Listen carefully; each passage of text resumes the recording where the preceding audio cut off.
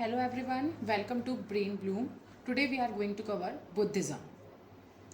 Buddhism के founder कौन थे? गौतम बुद्ध. इनको सिद्धार्थ के नाम से भी जाना जाता है. The Buddha had gone beyond all worldly affairs but still he gave advice on good governance. अभी उनकी लाइफ के बारे में बात करें तो वो एक वॉरियर कास्ट से बिलोंग करते हैं एंड उनके पापा जो थे वो राजा थे, तो वो लग्जरी लाइफ उन्होंने जी है. He belong to noble family and he liked meditation. बहुत ही कम उम्र में उनकी शादी हो गई थी एंड वो पैलेस में रहते थे, बहुत लग्जरी लाइफ जीते थे. तो एक दिन क्या हुआ, वो हंटिंग के लिए he went out of palace और उन्होंने 4 ग्रेट इंसिडेंट्स देखे. वो कौन कौन से थे? पहले उन्होंने देखा ओल्ड पर्सन. तो जब उन्होंने ओल्ड पर्सन देखा तो वो अवेयर हुए कि कॉन्सिक्वेंसेज ऑफ एजिंग की, कि बुढ़ापा सबको आता है. फिर उन्होंने देखा एक सिक मैन, बीमार आदमी. तो तब उनको पता चला कि पेन एंड डिसीज जो है वो लाइफ का पार्ट है. फिर उन्होंने डेथ बॉडी देखी. फिर उनको पता चला कि death is inevitable, that is unavoidable, ये सबको आनी है. फिर उन्होंने मॉन्क देखा और उससे उनको पता चला कि ये एक पॉसिबल पाथ है to attain peace and freedom from all sufferings. फिर एट द एज ऑफ 29 उन्होंने अपनी लग्जरी लाइफ छोड़ दी थी और वो एक जगह से दूसरी जगह पे घूमते रहते थे, भटकते रहते थे in the search of enlightenment and truth. और फाइनली एक पीपल ट्री के नीचे उनको एनलाइटमेंट, ही गॉट एनलाइटमेंट और उस जगह का नाम दिया बोध गया. उन्होंने बहुत सारे सरमन शेयर करे. उनका फर्स्ट सरमन जो था at Sarnath Banaras. He never discriminated his disciples. अपने फॉलोवर्स को वो कभी भी डिस्क्रिमिनेट नहीं करते थे on the basis of caste, sex, creed. He saw the world is full of sorrow.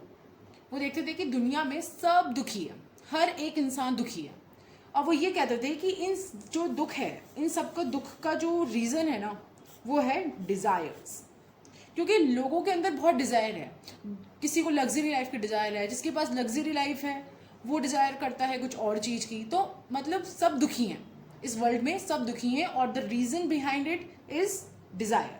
He advocated nirvana. What is nirvana? Nirvana is a stage. ये एक स्टेट है जहाँ पे इंसान जो है इन सारी डिज़ायर से फ्री होता है. Nirvana is a state where a person free from all desire.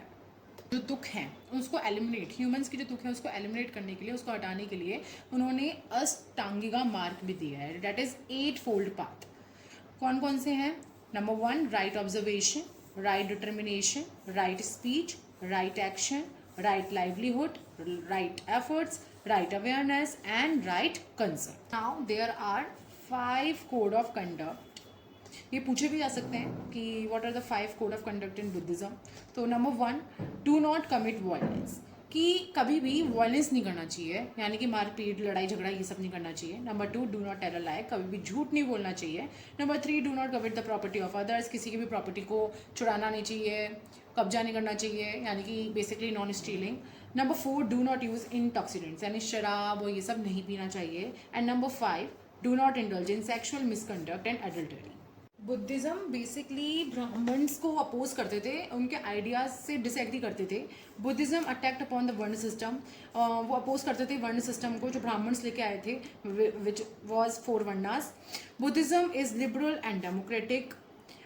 They appeared mainly in non वैदिक एरियाज एंड वो एडवाइस करते, बुद्धिज़्म एडवाइस करते थे कि जो बुराई है उससे, उसको कैसे फाइट करना है विद गुडनेस, और जो हेट्रेड है उसको प्यार, लव से फाइट करना है. पाली लैंग्वेज का ये यूज़ करते थे.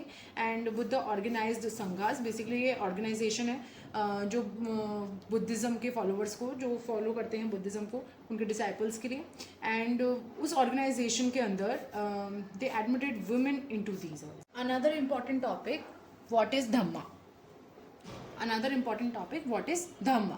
The concept of Dhamma in Buddhism significantly influenced the administrative policies of post-modern rulers. जो post-modern rulers थे उनकी जो administrative policies को influence करता है धम्मा. अब धम्मा है क्या? Basically it is a set of principles जिसमें moral and ethical principles included हैं, जो guide करती है rulers को कि कैसे effectively govern करना चाहिए, क्या करना चाहिए, एक society कैसी होनी चाहिए. तो it emphasized the welfare of the people and ethical conduct of leaders inspired by the Buddhist value.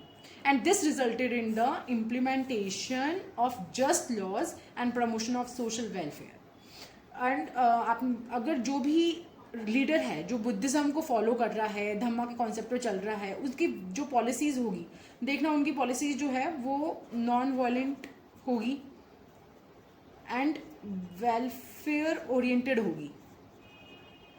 वो सोसाइटी के लिए वेलफेयर करेंगे एंड जस्ट लॉज लेके आएंगे। Relation between Buddhism and politics, और ये जो क्वेश्चन है लॉन्ग क्वेश्चन में आ सकता है।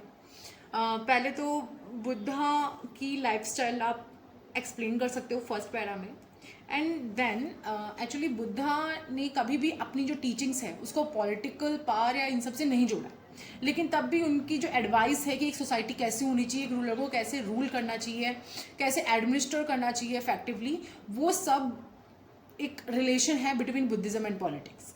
Despite his origin and association, he never resorted to the influence of political power to introduce his teachings, nor allowed his teaching to be misused for gaining political power.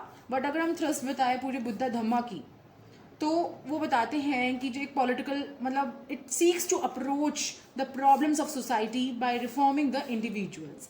वो एक कैसा approach लेते हैं कि जो सोसाइटी के problems है उसको कैसे सॉल्व करें, पहले इंडिविजुअल्स को रिफॉर्म करना, और वो सजेस्ट करते हैं कुछ general principles. According to Buddhism एक सोसाइटी कैसी होनी चाहिए, it should be guided towards greater humanism, welfare होना चाहिए and more equitable sharing of resources होना चाहिए। ऐसा नहीं कि गरीब गरीब बनता जा रहा है और अमीर अमीर बनता जा रहा है।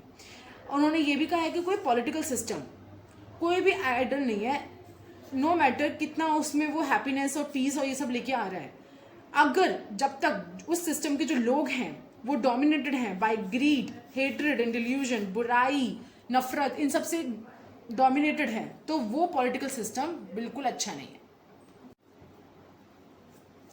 There are several aspects of Buddha's teaching which have close corresponds to the political arrangements. उन्होंने इक्वालिटी के बारे में बात करी है कि सारे ह्यूमन बींग्स जो हैं वो इक्वल हैं और कोई भी डिस्क्रिमिनेशन नहीं होना चाहिए on the basis of caste and classes. The only classification of humans is based on their quality of moral conduct. उन्होंने एनकरेज किया है the spirit of socio cooperation and active participation of people. Active participation of people और cooperation होना चाहिए society के अंदर। उन्होंने rule of law को एडवोकेट किया है। He encourage the spirit of consultation and the democratic practices. ठीक है, उन्होंने डेमोक्रेटिक प्रैक्टिसेस को एनकरेज किया है और उन्होंने बोला है कि कंसल्टेशन डिस्कशन बहुत इंपॉर्टेंट वो है।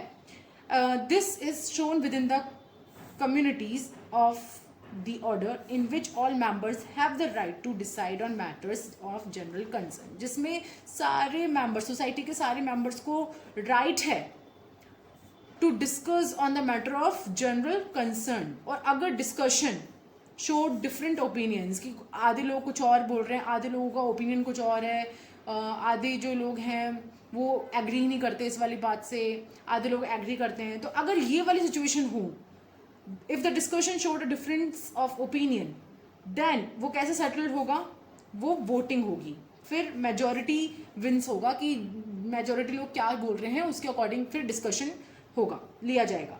The Buddha preached non violence and peace as a universal message and declare that there is no such thing as a just war. और वो वॉर के अगेंस्ट थे।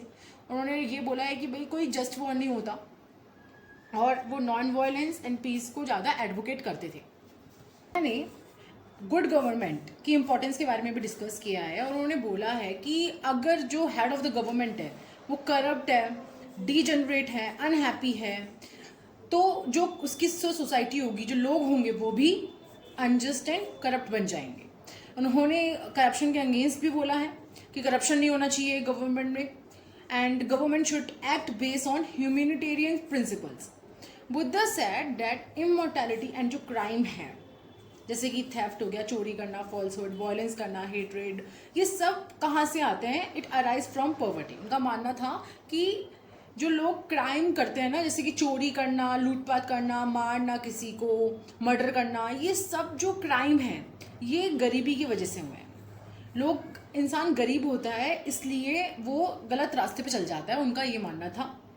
और इसलिए उन्होंने बोला है, he suggested economic development instead of force to reduce crime. तो क्राइम को रिड्यूस करने के लिए फोर्स के बजाय इकोनॉमिक डेवलपमेंट करो, equal distribution, that is equal distribution of resources. अगर इक्वल डिस्ट्रीब्यूशन होगा रिसोर्सेज का, वेलफेयर एक्टिविटीज़ होगी, तो गरीबी कम होगी, और अगर गरीबी कम होगी तो जो क्राइम है ऑटोमेटिकली कम हो जाएंगे. The government should use the country's resources to improve the economic conditions of the country. It could be embark on agriculture and rural development, provide financial support to entrepreneurs and businesses, provide adequate wages for workers to maintain a decent life. ताकि एक decent life maintain हो सके अच्छी तरीके से. Agriculture and rural development करना चाहिए, financial support provide करना चाहिए लोगों को, एंटरप्रेन्योर्स को एंड बिजनेसेस को प्रमोट करना चाहिए, एंड एडिक्वेट वेजेस देनी चाहिए वर्कर्स को. यूँ नहीं कि किसी वर्कर को का पैसा काट रहे हो, कम पैसे दे रहे हो, ओवर टाइम काम करवा के. ऐसे ही in Jataka the Buddha had given the rules for good governance. जिसे बोलते हैं 10 rajdharma. 10 means 10, raj means king, dharma. तो 10 राजधर्म उन्होंने क्या बताया. बेसिकली ये बहुत ही कॉमन सेंस वाली चीज़ होती है कि एक राजा को क्या होना चाहिए. एक राजा को लिबरल होना चाहिए, he should avoid selfishness, maintain a high moral character, be prepared to sacrifice one own pleasure for the well-being of the subjects. ना कि आप jealous फील हो, लोगों मतलब खुद के लिए sacrifice कर सकते हो, खुद की चीज़ sacrifice कर सकते हो लोगों की happiness and well-being के लिए. Be honest, maintain absolute integrity, be kind and gentle होना चाहिए, lead to simple life. एक simple life व्यतीत करना चाहिए, ना कि लोगों के पैसों से उन अपनी खुद की लग्जरी लाइफ जी रहे हैं. ऐसी गवर्नमेंट, ऐसे किंग नहीं चाहिए भाई. B free from hatred of any kind of. कोई सी भी तरीके की हेट्रेड हो, सबसे फ्री होना चाहिए. इट मीन्स उस स्टेट में मत रहो, हेट्रेड के स्टेट में मत रहो ज़्यादा टाइम तक. Practice patience, exercise non violence, respect public opinion to promote peace and harmony. और पब्लिक ओपिनियन को रिस्पेक्ट करनी चाहिए, पब्लिक क्या कह रही है उनकी सुननी चाहिए, उनके इंटरेस्ट के अकॉर्डिंग चीज़ें करनी चाहिए. Buddha was a practical reformer and sometimes he is said to be a social reformer. क्योंकि उनकी आइडियोलॉजी क्या थी. He opposed caste system, ठीक है, वर्ण सिस्टम ऑल्सो, एंड इक्वालिटी के बारे में बात करी थी, लोगों की इक्वालिटी के बारे में बात करी थी. And he also spoke on need to improve socio economic condition. He advocated equitable distribution of wealth and resources का, वेल्थ का इक्विटेबल डिस्ट्रीब्यूशन होना चाहिए ताकि गरीब और गरीब ना बने और अमीर ना बने. एंड उन्होंने गुड गवर्नेंस के बारे में भी बताया है. ह्यूमैनिज्म होना चाहिए in government, and society should not be run by grid and hatred. कि जो सोसाइटी है वो लालच और हेट्रेड, बुराई और नफरत से नहीं होनी चाहिए. और ही ऑल्सो स्पोक अबाउट करप्शन. उन्होंने बोला करप्शन नहीं होना चाहिए एक सोसाइटी में, एक जस्ट सोसाइटी के अंदर. And all these are the important sources of Buddhist political ideas. ये कहाँ से हमें पता चला है. जटाका एंड पैलिकन से.